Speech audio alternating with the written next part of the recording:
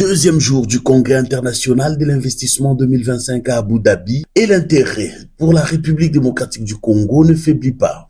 Le stand continue de recevoir une affluence remarquable entre investisseurs curieux de découvrir les opportunités concrètes du pays et visiteurs intrigués par les opportunités qu'offre la RDC. Ce mardi 8 avril, c'est le coordonnateur adjoint chargé des questions techniques de la cellule technique de coordination et de planification minière, Peter Kanyama, qui a porté haut les couleurs de l'institution, multipliant ainsi les échanges avec les investisseurs venus des différents horizons. Il a mis en lumière les potentialités du secteur minier congolais et les efforts engagés pour garantir un climat d'affaires fiable et structuré.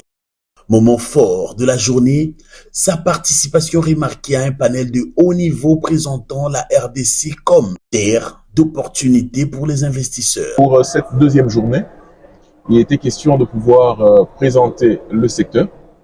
En ce qui nous concerne, c'était le secteur des mines, afin de pouvoir lever toute zone d'ombre que l'investisseur pourrait avoir.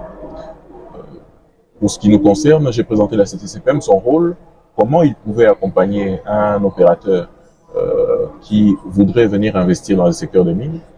J'ai expliqué la législation qui, justement, pourrait permettre et attirer les investisseurs. Vous savez, les investisseurs souvent se posent la question par rapport à la législation en place. Est-ce que c'est là l'air est favorable ou pas? Nous avons essayé de répondre à toutes ces questions-là. C'était un peu ça le but de notre panel aujourd'hui. Ouais, l'impact que nous recherchons, c'est justement ramener les investisseurs.